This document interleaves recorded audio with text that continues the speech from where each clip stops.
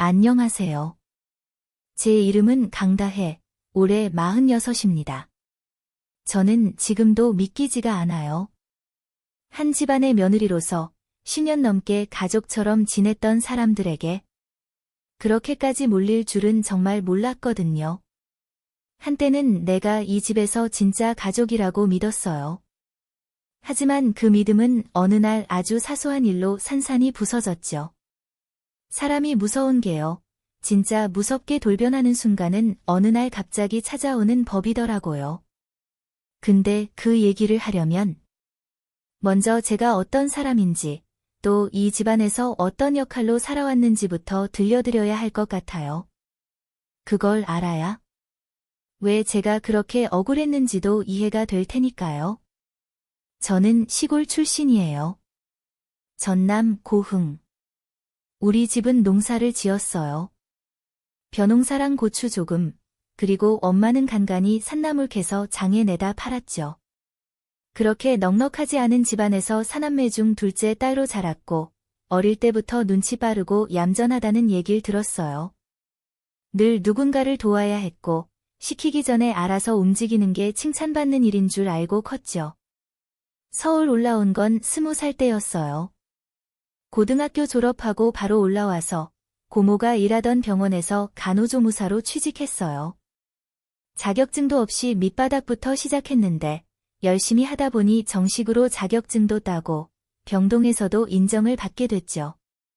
그 병원에서 지금의 남편, 정승우를 만났어요. 남편은 환자 보호자였고 저는 환자 담당 간호조무사였어요. 병문안을 자주 오던 모습이 인상적이었는데 어느 날은 저녁을 같이 먹자고 했어요. 그렇게 시작된 인연이 결혼까지 이어졌죠. 시댁은 서울 강동구에 있는 흔히 말하는 중산층 가정이었어요. 시어머니는 성격이 굉장히 깐깐하고 고지식하셨지만 밖에서는 예의 바른 어르신으로 통했어요. 시아버지는 일찍 돌아가셨고 시어머니 혼자서 두 아들을 키우셨다더군요. 남편은 장남이었고 시동생은 저보다 3살 어렸어요. 제가 이 집에 처음 들어왔을 때 분위기는 그리 나쁘지 않았어요. 결혼 초반 몇 년은 시어머니가 엄청 챙겨주셨어요. 우리 다혜가 음식도 잘하고 손이 야무져서 든든하다. 그럴 땐 마음이 참 따뜻했죠. 그렇다고 시댁살이가 마냥 편하진 않았어요. 차례, 제사, 명절. 집안일은 거의 다 저 혼자 했고 시동생 며느리는 항상 핑계를 대며 빠졌거든요. 그 시동생 며느리, 그러니까 제 동서는 이름이 윤지연이에요. 지연이는 대학 동기 중에서도 꽤 눈에 띄는 인물이었대요. 외모도 화려하고 옷차림도 세련됐고 말투도 당당했죠. 처음엔 저도 와, 되게 당차고 멋진 사람이다 싶었어요. 근데 시간이 지날수록 느꼈어요. 지연이는 저를 은근히 깔보는 사람이었어요. 언니는 왜 늘 그런 색 입으세요? 좀 밝은 색도 입어봐요. 어머, 언니는 명절에 그렇게 다 하시면 너무 힘드시지 않으세요? 말은 걱정인 척하지만 전부 넌 손이 느려서 내가 하면 더 잘하는데라는 뉘앙스가 느껴졌죠. 시어머니 앞에선 또 얼마나 연기를 잘하는지 몰라요. 어머님, 제가 할게요. 말은 그렇게 해놓고는 슬그머니 자리를 비우고 결국 그 모든 일은 제 몫이 되곤 했어요. 남편은 이런 상황을 잘 몰랐어요. 집안일에 크게 신경 쓰지 않는 성격이었거든요. 게다가 제가 괜찮아, 뭐 그 정도는 할 수 있지 하며 늘 먼저 나서니까 당연히 제가 하는 걸 좋아하는 줄로만 알았나 봐요. 그렇게 시간은 흘렀고 저는 두 아이를 낳았어요. 큰아들 민준이, 그리고 둘째 딸 소은이. 아이들을 키우며 직장 생활도 병행했어요. 야간 근무까지 하면서 악착같이 돈을 모았고 나중엔 작은 아파트 전세를 얻을 수 있었죠. 시댁에서도 그런 저를 칭찬했지만 어딘가 모르게 인정받는 느낌은 아니었어요. 그냥 당연한 걸 하는 사람처럼 여겨졌달까요? 정확히 언제부터였는진 모르겠어요. 근데 어느 순간부터 시댁 분위기가 달라졌어요. 특히 시어머니와 동서, 둘 사이가 더 끈끈해졌고, 그만큼 저는 밖에 사람이 되어가는 느낌이었죠. 그날도 그랬어요. 시댁에 모인 날, 다 같이 점심을 먹고 설거지를 하는데, 동서가 일부러 그런 말투로 저한테 말하더라고요. 언니, 어머님 금팔찌 못 보셨어요? 아까까진 분명 여기 있었는데, 그때까지만 해도 그 말이 그렇게 큰일이 될 줄 몰랐어요. 그냥 어디 굴러 들어간 줄 알았죠. 하지만 이 말 한마디가 제 인생을 완전히 뒤흔들 거라고는 정말 상상도 못했어요. 이제부터 들려드릴 이야기는 제가 가족이라고 믿었던 사람들에게 어떻게 도둑으로 몰리게 되었는지에 대한 기록입니다. 그리고 어떻게 그들의 가식과 위선을 딱 한 장면으로 박살내게 됐는지, 그 사이다의 순간까지 천천히 하지만 생생하게 들려드릴게요. 그날은 여느 명절과 다름없는 날이었어요. 시댁 식구들이 다 모였고 음식 준비는 당연히 제 몫이었죠. 동서는 도착하자마자 화장실에 가더니 언니 오늘은 제가 전 부칠게요. 그렇게 말하곤 결국 저는 제가 다 부쳤고요. 동서는 부엌에 서 있다 갑자기 전화 온다며 나가버렸고요. 점심을 먹고 시어머니가 주방 한편에서 아이고, 내 금팔찌가 없네? 분명히 여기에 뒀는데? 라고 하셨어요. 동서가 곧장 받아쳤죠. 어머님, 그거 금방 본 것 같은데요? 혹시 설거지하면서 빠진 거 아니세요? 그리고 저를 한번 슬쩍 보더니 언니는 혹시 못 보셨어요? 아무렇지도 않게 묻는 척했지만 분명히 그 눈빛엔 의심이 담겨 있었어요. 그땐 정말 아무 생각 없이 아니요, 못 봤어요 라고 대답했어요. 근데 분위기가 묘하게 흘러가기 시작했어요. 시어머니가 정색하며 말씀하시더군요. 이 집에서 왔다 갔다 한 사람 너밖에 없잖아, 다혜야. 순간 가슴이 쿵 내려앉았어요. 네. 제가 잘못 들은 줄 알았죠. 그런데 시어머니는 그 말이 전혀 이상하지 않다는 듯 이어서 말씀하셨어요. 지연이는 아기 때문에 계속 안방에 있었고, 승우는 TV만 봤고, 나야 아까부터 여기에 앉아 있었고, 그럼 너밖에 없지, 누가 금팔찌를 가져갔겠냐. 그때부터 제 입에서 아무 말도 나오질 않았어요. 어떻게 해야 하지?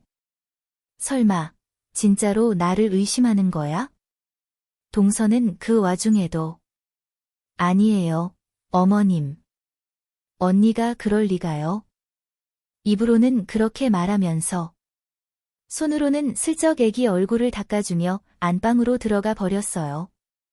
남편은 그 상황을 대충 흘려들었고 시동생은 눈치를 보다가 어정쩡하게 물을 마시러 부엌 쪽으로 피해버렸죠. 저는 어찌할 바를 몰랐어요. 아무도 제 편을 들어주지 않았어요. 다들 설마 하면서도 그 설마가 저에게로 향해 있는 느낌. 시어머니는 그날 밤 금팔찌를 못 찾았다는 이유로 이젠 집안 귀한 물건은 안 보이는데 놔두면 안 되겠다. 고 말하셨어요. 그 말은 제게는 선전포고나 다름없었죠. 그 다음 날부터 시댁 분위기는 싸늘했어요. 명절이 끝나고 집으로 돌아와도 시어머니는 전화 한 통 없으셨고 단체 카톡방에서도 제 말엔 누구 하나 답장을 안 달았어요. 동서가 사진 하나만 올려도 우리 지연이 최고. 지연이가 하니까 깔끔하다. 댓글이 주르륵 달리는데 제가 뭘 말하면 그냥 무시였죠. 제가 남편에게 조심스럽게 얘기했어요. 여보, 어머님 금팔찌? 나 진짜 몰라. 그런 오해 받는 거 너무 괴로워. 남편은 처음엔 나도 그렇게까지는 안 봐. 엄마가 그냥 예민하신 거야. 라고 말했지만 며칠 뒤에는 이런 말도 했어요. 근데 다혜야, 솔직히 말해봐. 혹시 애들이 만진 건 아니야? 그 말이 더 상처였어요. 결국 저와 제 자식까지 의심하고 있다는 말이니까요. 저는 밤마다 잠이 안 왔어요. 억울해서, 분해서 참을 수가 없었어요. 그리고 결심했어요. 그래. 이렇게까지 억울하게 살아야 해? 말이 안 되는 오해를 벗기 위해서라도 방법을 써야겠어. 그날 이후 저는 시댁에 방문할 때마다 핸드백에 조그마한 카메라를 하나 넣어갔어요. 그리고 부엌 천장 쪽, 눈에 잘 안 띄는 곳에 조심스럽게 부착했죠. 그 카메라는 스마트폰으로 실시간 확인도 가능했고 저장도 되었어요. 처음엔 괜히 불안하고 두렵기도 했지만 내가 죄를 짓는 게 아니라 진실을 밝히려는 거잖아. 이 마음 하나로 버텼어요. 카메라는 몇 번이나 설치하고 철수하기를 반복했어요. 별다른 상황이 안 벌어지면 뗐다가 조금이라도 이상한 낌새가 보이면 다시 설치했죠. 그러다 드디어 사건이 터졌어요. 어느 날 시댁에서 저녁을 먹던 날이었어요. 그날도 동서는 어김없이 부엌 길은 쏙 빠지고 언니, 된장찌개 너무 맛있다 역시 언니 손맛. 그 말 한마디로 칭찬 다 했다는 듯 입을 닫았죠. 식사 후 시어머니가 갑자기 소리쳤어요. 아니, 이번엔 내 반지까지 없어졌어. 이게 도대체 어떻게 된 일이야? 다혜야. 너. 설마 너냐? 순간 저는 숨이 멎는 줄 알았어요. 아니, 또? 이번엔 반지라고? 그런데 더 어처구니 없는 건 동서의 반응이었어요. 어머님, 그만하세요. 언니가 그런 사람 아니잖아요. 설마. 진짜 그런 건 아니겠죠? 설마라는 말에 저는 온몸이 굳어졌어요. 아니, 대체 저 사람은 왜 저렇게 능청스럽게 말을 하지? 그날 밤 저는 조용히 집으로 돌아왔어요. 그리고 바로 카메라 영상을 확인했죠. 화면에는 너무도 분명하게 찍혀 있었어요. 부엌 쪽에서 동서가 시어머니 방에 살짝 들어갔다가 서랍을 열고 뭔가를 꺼내는 모습. 그리고는 그것을 슬쩍 자기 가방에 넣는 모습. 손에 쥔 건 반지였어요. 그 반지, 분명 시어머니가 할머니 유품이라 절대 잃어버리면 안 된다 고 말했던 그 반지. 전 그 자리에서 무릎 꿇고 울었어요. 억울해서가 아니라 그제야 누가 내 편인지, 그리고 누가 끝까지 날 짓밟으려 했는지 모든 게 명확해졌거든요. 이제 내가 준비할 차례였어요. 증거는 충분했고 진실은 하나였고 더 이상 당하고만 있을 이유도 없었어요. 사람 마음이란 게 참 묘해요. 억울했던 기억, 서러웠던 말들, 피멍이 들던 침묵까지. 그동안 참아왔던 모든 게 영상 한 장면에 전부 담겨 있었어요. 전 그날 밤 혼자 조용히 컴퓨터 앞에 앉아 그 영상을 여러 번 반복해서 봤어요. 동서가 시어머니 방에서 반지를 훔치는 그 장면. 얼굴에는 아무 감정도 없었고 익숙한 듯 자연스러웠어요. 저게 처음이 아니었겠구나. 소름이 돋았어요. 며칠 뒤 시댁 단톡방에 갑자기 동서가 글을 올렸어요. 어머님, 혹시 반지 찾으셨어요? 혹시 언니가 실수로 챙기신 건 아닌지 걱정돼서요. 그 순간 제 머리가 하얘졌어요.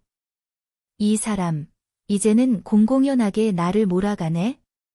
그날 저녁 남편에게도 말 안 하고 혼자 시댁으로 갔어요. 아무도 없는 시간. 시어머니 혼자 계신 시간. 어머님, 잠깐 얘기 좀 나눌 수 있을까요? 왜, 무슨 일이야, 또? 시어머니는 여전히 싸늘했어요. 저는 핸드폰을 꺼내고 조용히 영상을 틀었어요. 영상 속에 비친 동서의 모습. 서랍을 열고 뭔가를 훔쳐서 가방에 넣는 장면. 그리고 아무 일 없다는 듯 식탁에 앉아 웃고 있는 얼굴. 시어머니는 처음엔 멍하니 화면을 보더니 순식간에 얼굴이 일그러졌어요. 이게 뭐야? 동서예요. 어머님 방에서 반지 꺼낸 거예요. 이걸 언제 찍은 거야? 왜 찍었어? 제가 도둑으로 몰리던 그날부터요. 억울해서요.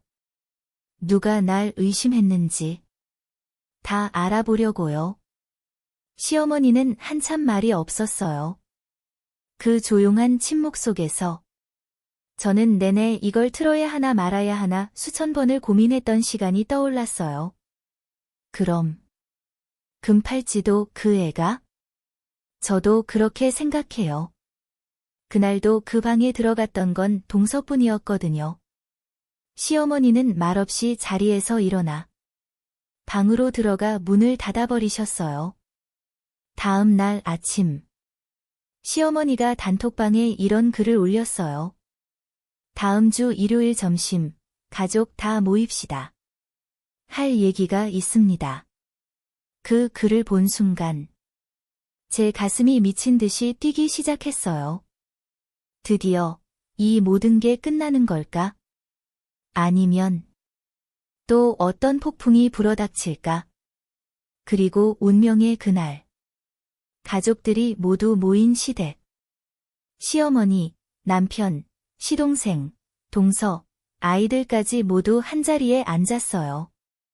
동서는 평소처럼 언니 오늘도 찌개 너무 맛있어요.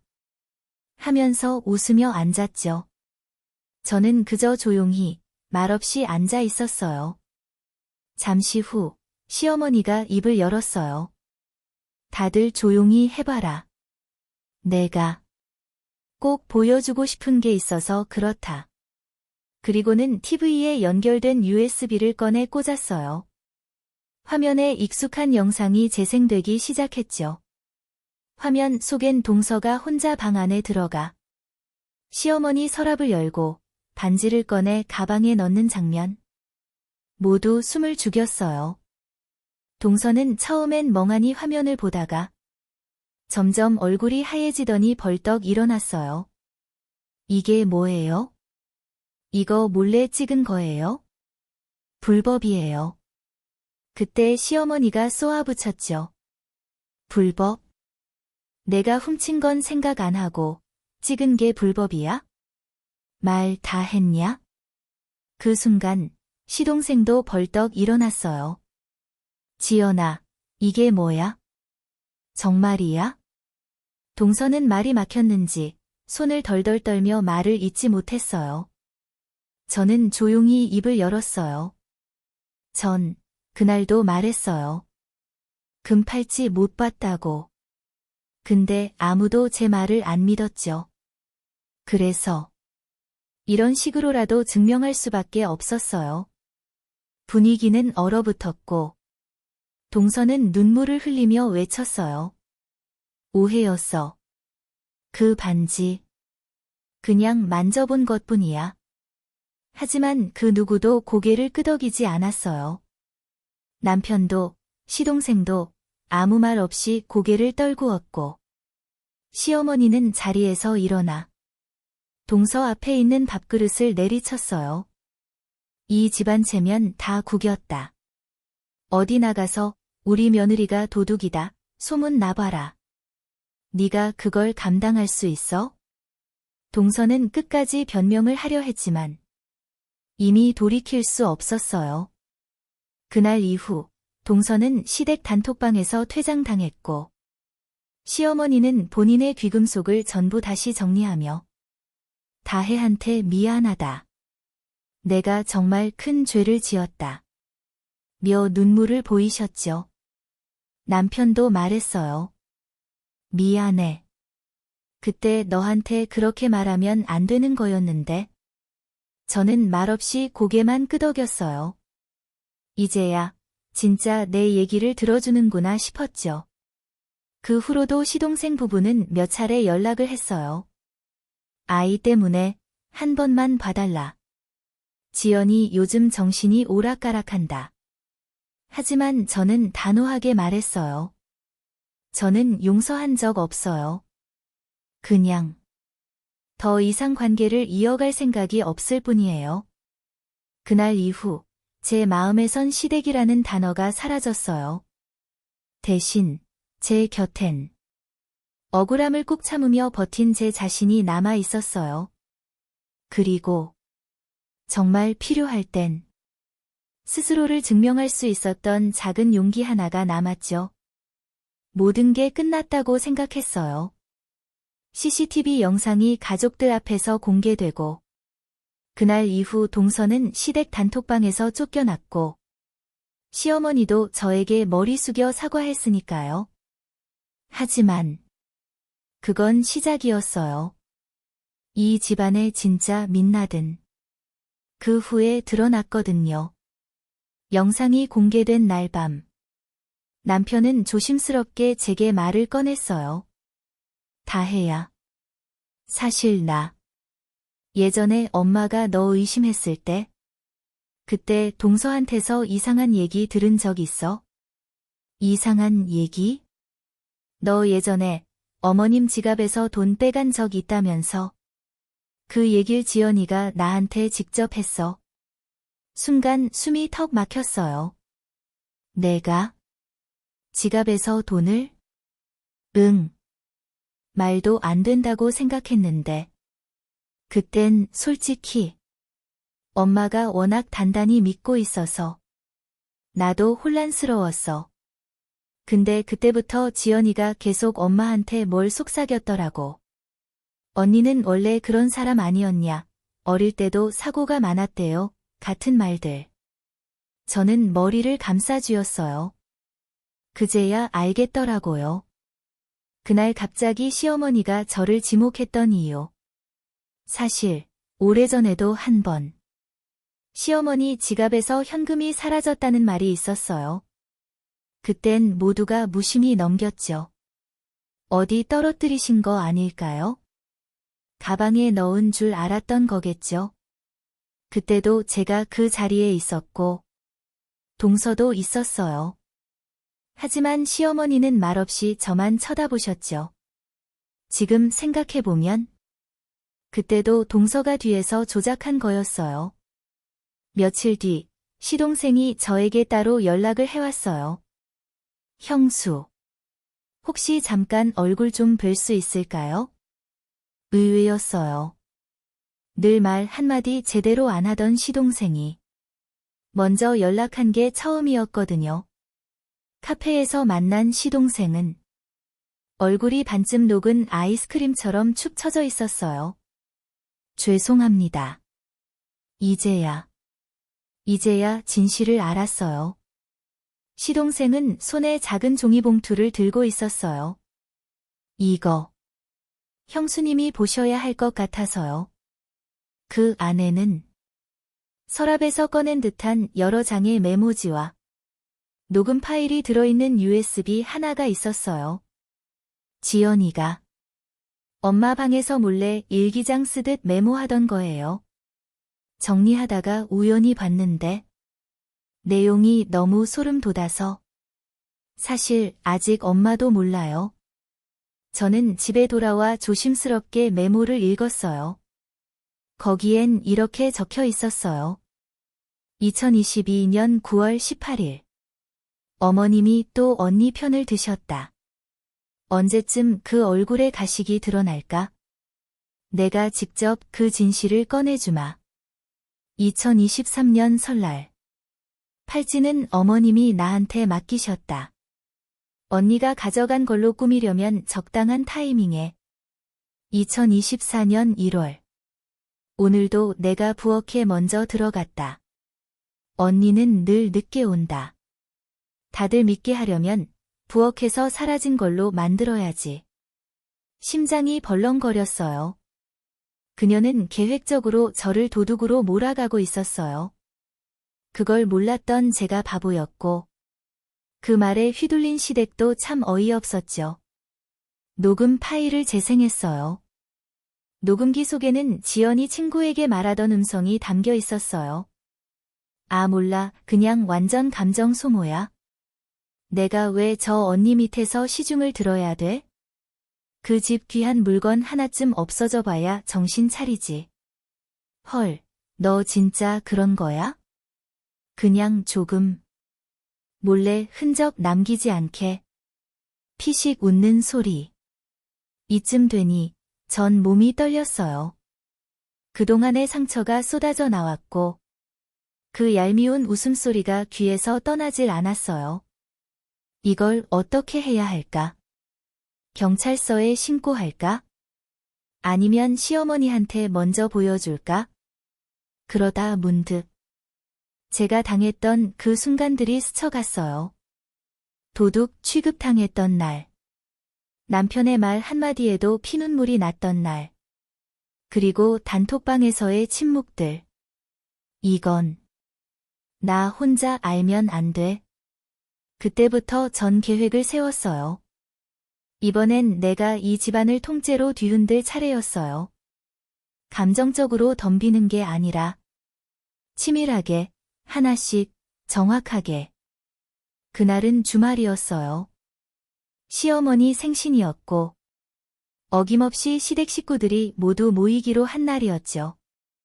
이번에도 평소처럼 제가 음식을 미리 장만해 갔어요.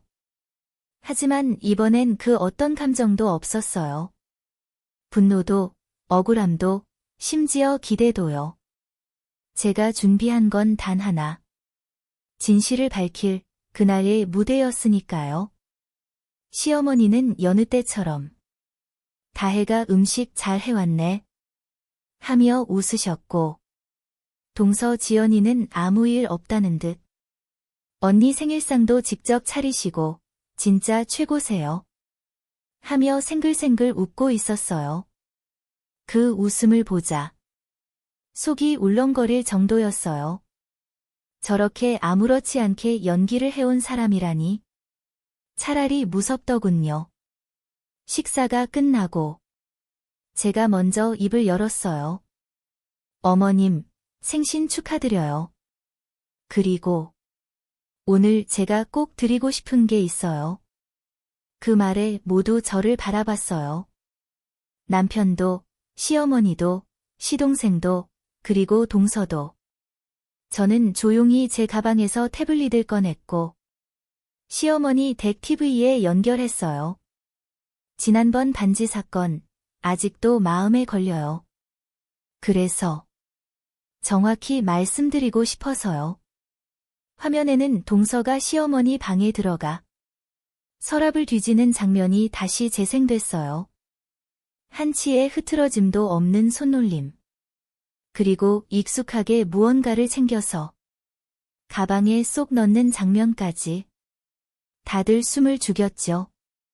이미 한 번 본 장면이지만 이제는 더는 부정할 수 없을 만큼 선명했어요.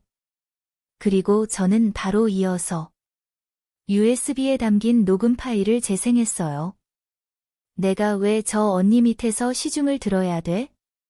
그 집 귀한 물건 하나쯤 없어져 봐야 정신 차리지.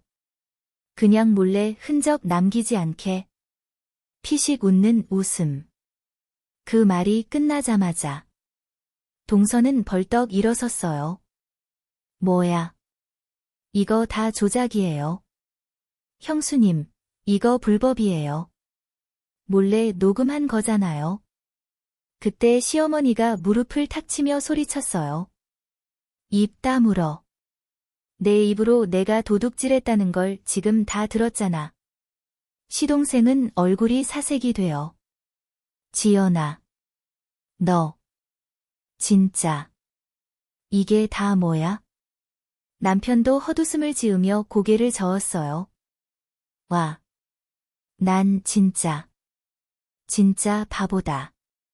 이걸 못 알아봤다니. 지연이는 눈을 부릅뜨고 저를 노려보며 말했어요. 그래요. 제가 그랬어요. 근데 왜요? 언니는 늘 착한 척, 다 감당하는 척. 그러면서 어머님한테 인정받고 싶어 안달이었잖아요. 언니가 아무 말도 안 하니까. 사람들이 다 진짜 언니가 착한 줄 아는 거잖아요. 그래서 나도 한 번쯤은 이 집에서 중심에 서보고 싶었어요. 그 말에 시어머니는 텅 빈 눈으로 지연이를 바라봤어요. 그래서 내가 한 일이 도둑질이냐? 그게 중심이냐? 너는 이 집안의 불신과 혐오를 심었어. 그리고 다혜를 내가 그렇게 괴롭게 만들었구나. 시어머니는 눈물을 보이며 저에게 무릎을 꿇고 말했어요. 다혜야. 미안하다. 정말 미안하다. 나는 내 말을 한 번도 제대로 들어본 적이 없었구나. 전 그 말을 들으며 한참을 멍하니 있었어요. 그러다 조용히 말했어요. 어머님, 저는 그냥 믿어줬으면 했어요. 그저 제 말을 한 번만 귀 기울여 들어줬다면 이런 일은 없었을 거예요. 지연이는 끝까지 남아있지 못했어요. 자리를 박차고 나가면서 다들 미쳤어. 이게 뭔 집안이야? 하면서 욕설을 퍼부었죠. 그날 이후 지연이는 시댁에서 완전히 퇴출됐고 시동생은 아이 양육권을 갖기 위해 별거를 시작했어요. 시어머니는 스스로를 자책하며 그동안의 대화를 되새겼다며 손편지까지 써서 제게 보내셨죠. 다혜야, 내가 이 집을 지켰구나. 내가 정말 잘못했구나. 그 편지를 읽고 저는 조용히 눈물을 흘렸어요. 억울했던 순간들. 소리 내 울지도 못했던 밤들. 아이들 앞에서 꾹꾹 참았던 날들. 그 모든 게 지나간 것 같았어요. 그리고 속으로 다짐했죠. 누가 뭐래도 이제는 내 말이 진실이다. 그날 이후 제 삶은 아주 천천히 바뀌어 갔어요. 거창하게 변한 건 없었어요. 아직도 아이들은 학교 다니고, 저는 직장 다니고, 남편은 매일같이 똑같은 회사로 출근했어요. 하지만 딱 하나, 제 마음이 달라졌어요. 더 이상 저는 억울한 며느리가 아니었고, 침묵으로 버티는 사람도 아니었어요. 이제는 스스로를 지킬 줄 아는 사람으로 바뀌었거든요. 시어머니는 한동안 집 밖에도 잘 안 나가셨어요. 교회도 안 나가시고, 동네 모임도 다 끊으셨어요. 다혜야, 내가 그동안 사람 보는 눈이 없었나 보다. 정말 너한테 너무 미안해. 그렇게 말하며 제 손을 꼭 잡으셨던 그날. 저는 처음으로 시어머니의 진짜 눈물을 봤어요. 저는 괜찮아요. 어머님, 그저 이제부터라도 있는 그대로 봐주시면 돼요. 가식도, 기대도 없이요. 남편도 달라졌어요. 예전엔, 그래, 그냥 넘어가, 하던 사람이. 요즘은 제 얘기를 끝까지 들어줘요. 다혜야, 나 진짜 미안해. 나는 중간에 끼어서 어떻게 해야 할지 몰랐어. 근데 그건 변명이야. 당신이 그렇게까지 고통스러워했던 걸 나는 너무 무심하게 넘겼어. 그 말을 들으며 저도 조금은 남편을 이해하게 됐어요. 사람이 다 똑같이 강할 순 없으니까요. 그도 누군가의 아들이었고 그 틀 안에서 벗어나는 법을 배우지 못했겠죠. 시동생은 결국 동서와 협의 이혼을 하기로 했어요. 아이에겐 상처가 덜 가게 하려고 지속적으로 상담도 받고 시간을 많이 쓰더군요. 그리고 어느 날 조심스레 제게 말했어요. 형수님, 지연이랑 이혼한 이후 전 늘 그 생각만 했어요. 왜 그때 아무 말도 못했을까? 형수님이 그렇게 외로웠을 텐데. 전 그걸 보면서도 외면했어요. 저는 가만히 고개를 끄덕였어요. 늦지 않았어요. 이제라도 알게 된 게 중요하죠. 사실 전 시댁 식구들과 관계를 다시 잘 해보고 싶다는 생각까진 하지 않았어요. 그저 더 이상 원망하고 싶지 않았어요. 이제는 미움을 안고 사는 게 너무 피곤했거든요. 그래서 조금씩 천천히 시어머니와도 시동생과도 적당한 거리를 유지하며 지내기 시작했어요. 아이들도 많이 컸어요. 고등학생이 된 민준이는 어느 날 제가 하는 요리를 먹다가 말했어요. 엄마, 나 어렸을 때 기억나. 엄마가 울면서 설거지하던 거. 그 말에 숟가락을 놓을 뻔했어요. 그땐 그냥 몰랐는데 지금 생각해보면 엄마 진짜 많이 힘들었던 것 같아. 엄마, 미안해. 내가 그땐 너무 어렸어. 그 말을 듣는데 그동안 참고 눌러뒀던 눈물이 왈칵 쏟아졌어요. 아니야, 민준아. 엄마는 너희가 있어서 견딜 수 있었어. 엄마가 너희 때문에 버틴 거야. 절대 미안해하지 마. 그날 밤 민준이랑 소은이는 제 옆에서 꼭 안고 잤어요. 그 작은 품 안에서 이 모든 고통이 조금씩 풀려나가는 것 같았어요. 우연히 마트에서 동서 지연이를 마주친 적도 있었어요. 한참을 서로 눈도 못 마주치다가 지연이가 먼저 고개를 숙였어요. 미안해요. 딱 그 한마디. 그리고 아무 말 없이 등을 돌려 걸어갔죠. 그 뒷모습을 보며 생각했어요. 저 사람도 어쩌면 인정받고 싶었던 걸까? 그 마음이 틀렸다는 게 아니라 그걸 증명하려는 방식이 너무 틀렸던 거죠. 시어머니는 요즘 손수 담근 반찬을 저에게 건네주시기도 하고 가끔 제게 이런 말도 하세요. 다혜야, 우리 집을 지켜줘서 고맙다. 그 말이 처음엔 버거웠어요. 하지만 돌이켜보면 제가 한 일은 지킨 것이 맞았어요. 제 자신을, 제 아이들을, 그리고 제 가정을요. 사람들은 쉽게 말해요. 가족끼리 왜 그래? 그냥 참고 살아. 피는 못 속인다. 하지만 전 이제 알아요.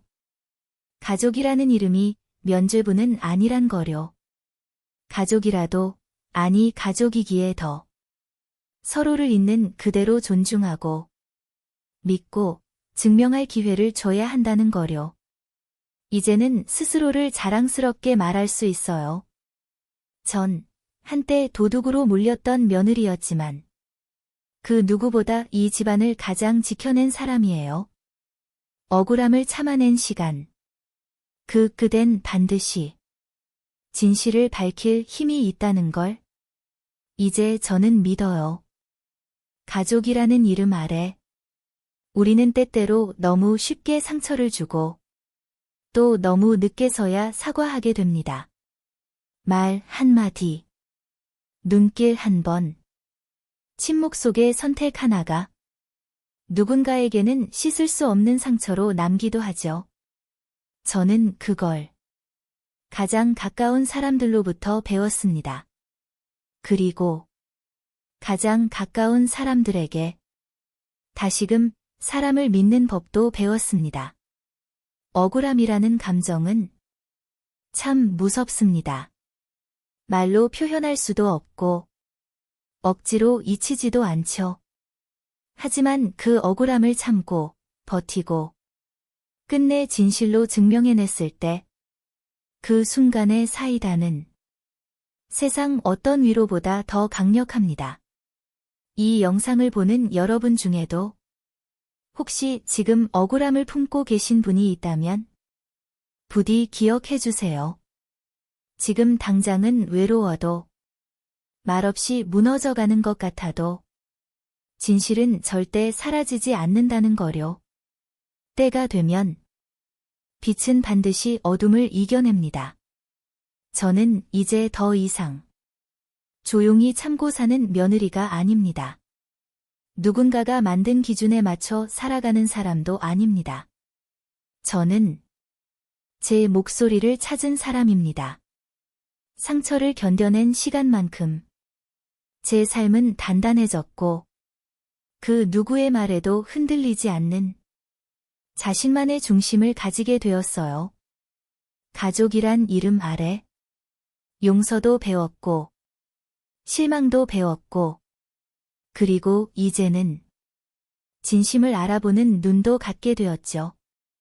사람을 너무 쉽게 판단하지 마세요. 보이는 모습만으로 누군가를 규정하지 마세요. 그리고 무엇보다 누군가의 말을 들어주는데 인색하지 마세요. 단 한 번의 경청이 한 사람의 인생을 살릴 수도 있으니까요. 이제 저는 조용히, 묵묵히 제 사람들을 지키며 살고 있습니다.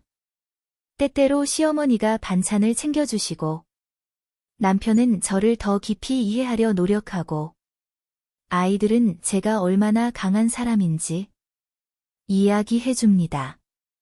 그리고 그 안에서 저는 비로소 가족이라는 단어를 다시 배워가고 있습니다.